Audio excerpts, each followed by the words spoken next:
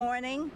I'd like to particularly thank Gabriel Pedrera and Vincent Castellano for generously sharing your time with us. Your advocacy is so essential for transportation security officers, TSOs, in New York and nationwide. And I am particularly pleased that our outstanding County Executive, George Latimer, is here today. Thank you for your leadership. And for our Deputy County Executive, Ken Jenkins, thank you for your leadership. We truly appreciate the team that is always working together. It's day 18 of President Trump's government shutdown, the second longest ever. The Trump shutdown has resulted in approximately 420,000 federal employees working without pay, and another 400,000 employees ordered to stay home without pay as the needs of our nation pile up. The Federal Housing Administration has stopped processing loans and mortgage approvals. IRS taxpayer assistance has been halted, and timely tax refunds are in jeopardy. The FDA cannot conduct routine inspections for food safety or evaluate medical products. The Small Business Administration has stalled its work in assisting small businesses with federal contracts and loan assistance. The Department of Justice initiatives to train state and local law enforcement officers have been canceled, and our national parks, our crown jewels, frankly, they're filled with garbage. And this is not only unseemly and ugly, but this is dangerous to the health of those who are visiting. It really puts visitors' safety at risk. In our community, most people who ensure our air travel is safe are still on the job. And I'd like to say that again. People in our community who are making sure air travel is safe are still on the job, but spent the past 18 days, including the holidays, working without pay. 18 days working without pay. Boy, oh boy. That means during the holidays, it's having less money in your pockets to go to the store, 18 days without pay. This is unacceptable, and it's heartless. No American should be forced to work without pay as bills for groceries, rent or mortgages, and even the cost of gas to get to work pile up. But a continued shutdown poses an even greater national security at our airports. Long security lines are a nuisance, but pale in comparison to the real issue, the lower TSO staffing drops at our airports, the more security suffers. Responsibly funding the federal government is one of the most important duties of Congress, and one, frankly, that I have always taken very seriously. And now, as the chair of the Appropriations Committee, my responsibilities increase, and I continue to take this extremely seriously. And that is why last week, the House passed a package of bills that I introduced to end the shutdown and fund most agencies through September 30th, and the Department of Homeland Security, including TSA, through February 8th. This would open the government up, provide additional time for negotiations on the one bill with the greatest disagreements. Despite having already passed these bills, Senate Republicans, led by Mitch McConnell, refused to even take up these bills that they have already passed. This is common sense legislation. This is time to reopen the government. Democrats will continue bringing government spending bills before the House of Representatives to reopen the government and get back to work. And I want to make it clear, the bills that we were bringing and are bringing and will continue to bring before the Congress are bills that have passed the Senate almost unanimously. No disagreement. It's just that the leader in the Senate is saying, I have to listen to the president. If he doesn't want me to bring up the bills, I'm not going to bring up the bills. Let's make it very clear. The security of our nation and the economic security of the people who protect us demands it. So now, I'd like to turn the podium over to my good friend, George Latimer, who really understands these issues and has taken charge of the government with class, with expertise. I'm proud to be his friend for as long as we are both in public office. George?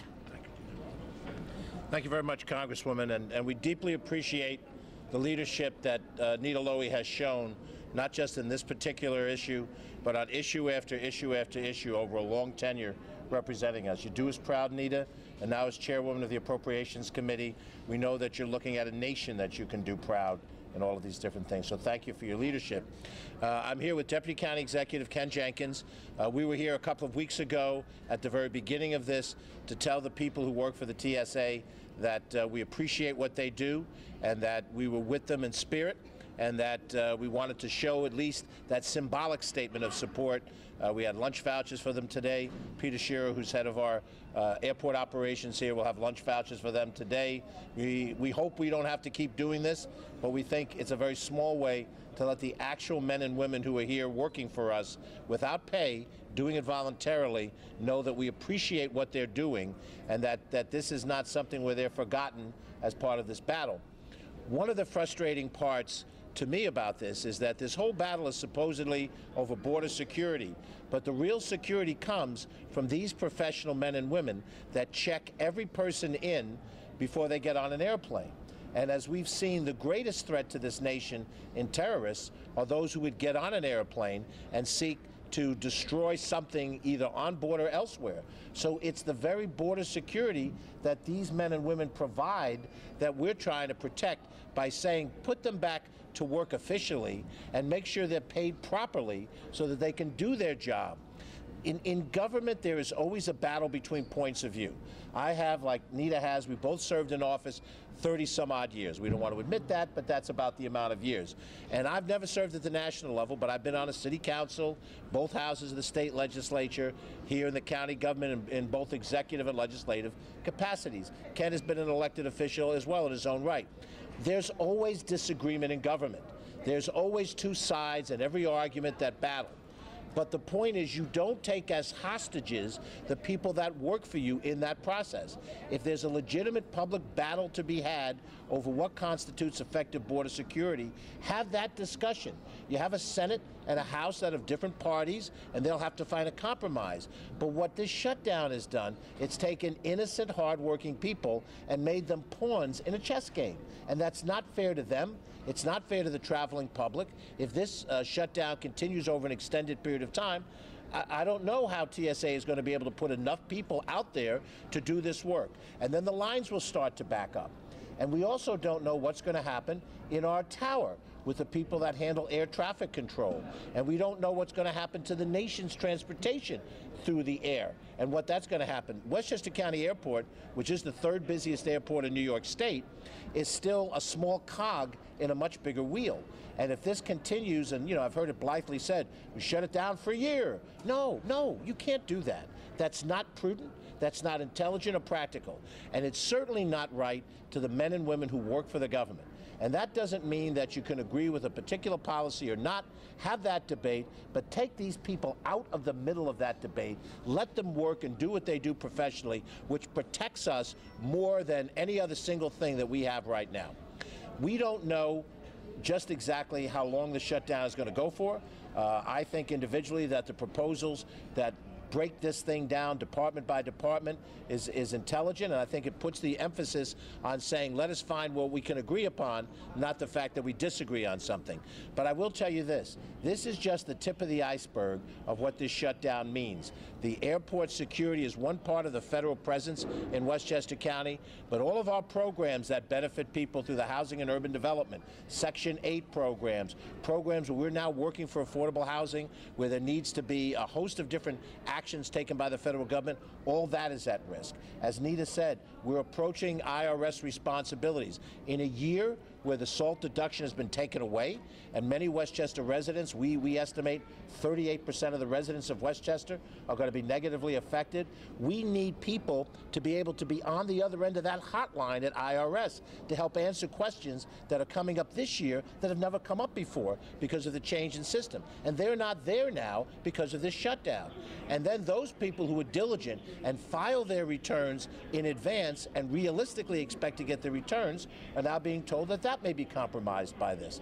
And when you go department by department, what agriculture does in terms of the SNAP program, we have Westchester residents that need food stamps and food assistance. And if that's going to be compromised by this, we're talking about a political showdown to make it look good for the media, make it look good for those people on talk radio that sit by their radios and get agitated and so forth. But there are real stakes, there are real things that are at stake here. So I compliment Congresswoman Lowy and her colleagues for trying to find a practical solution. Let the battle exist, but don't hold accountable the men and women who work for this government, because we need their help and we need their services. Thank you very much, and I'm pleased that Vincent Castellano, the National Vice President of AFGE-AFG, is here with us today. Thank you. Good morning. Thank you very much for your time. I'm not going to take up too much of everybody's time because I know we're all busy with all these employees. First of all, we want to let you know our employees are locked out. They want to come to work. They want to get their pay. This week, approximately Friday, is going to be the first paychecks that employees are not going to be getting. And it's serious. It's very, very serious. It's deplorable what this President of the United States is doing to our people. I know we're here strictly for TSA, but I just want to give you a couple of numbers to try to understand what is actually happening. We have out of 41,000 law enforcement officers, we have 2,614 ATF agents out. We have 16,742 Bureau of Prison correctional officers are working. They're all working without pay, along with those ATF. We have approximately 13,709 FBI agents, 3,600 deputy marshals, U.S. marshals, about 4,400 DEA agents. Again, all these individuals are working without any money. We don't know when they're going to get paid. In Homeland Security, we've got about 45,000 TSA employees, and believe me, they do want to work. We are trying to work together. Our national president, J. David Cox, is working very, very hard with Chuck Schumer, Senator Schumer, and our leader, Nancy Pelosi, to try to get things settled within the White House with the President of the United States. I don't know. He keeps saying it can go on for years. I hope it doesn't, because I was involved with the shutdown in '95, '96, and it's not easy, especially during the holidays. You have people that are out there.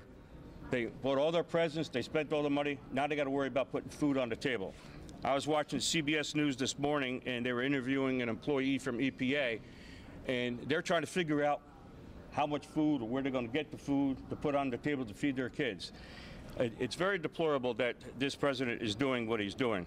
I can go on and on with numbers, but there are about 450,000 people that aren't going to get paid this week, and we're trying to set up some functions for them to try to help them out. Go to food banks, do what they need to do.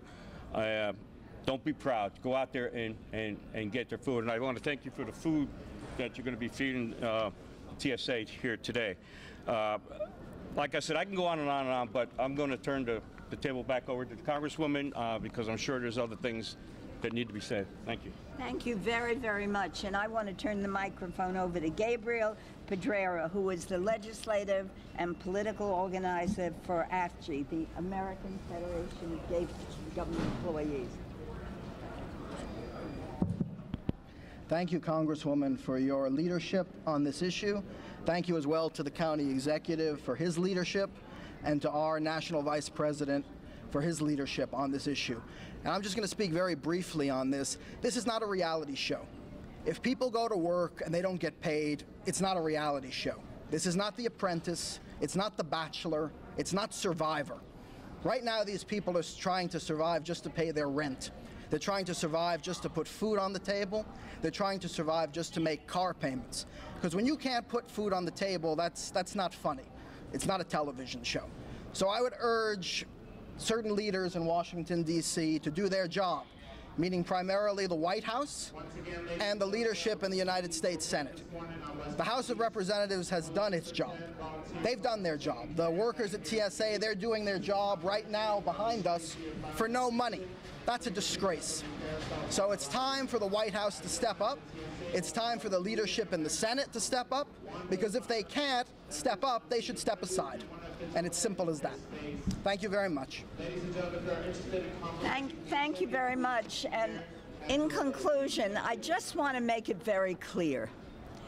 People in Congress have differences of opinions all the time.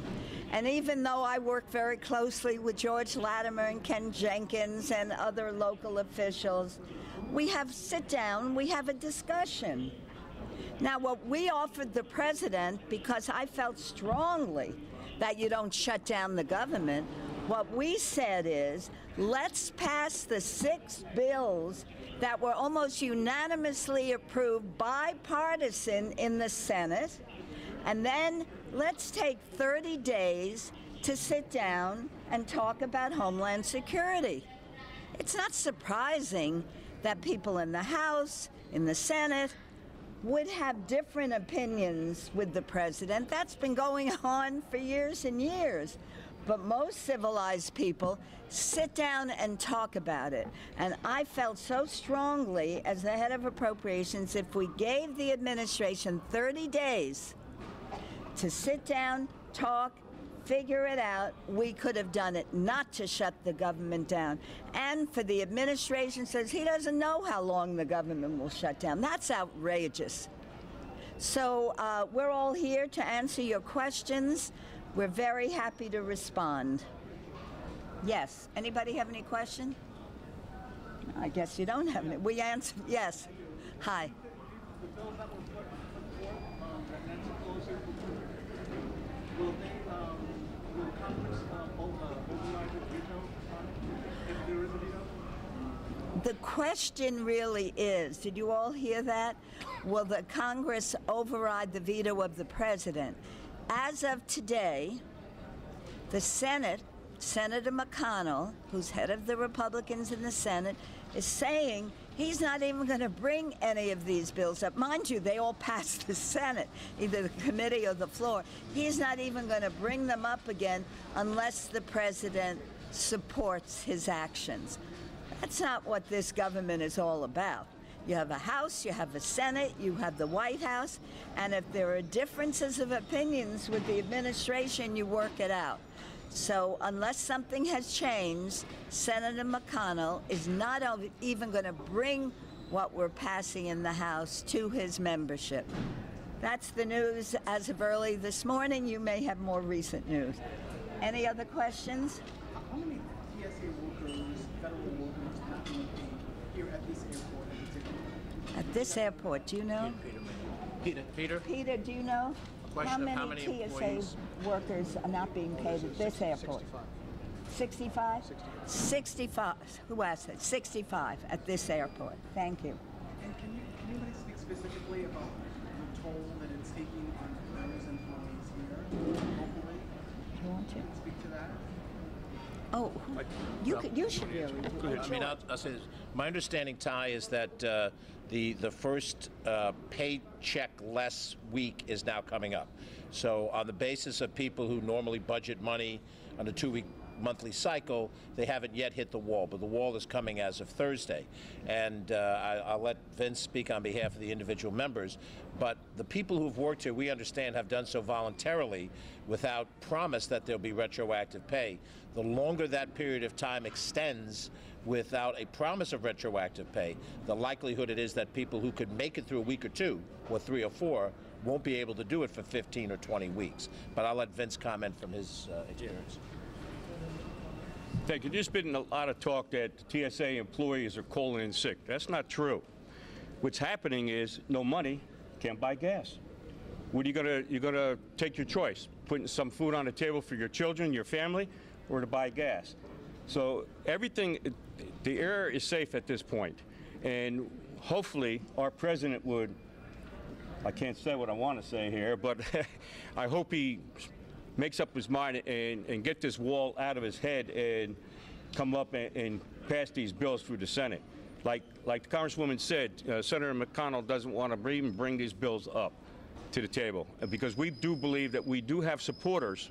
You know, we're not here just for Democrats. We're here for everybody, Democrats, Republicans, Independents.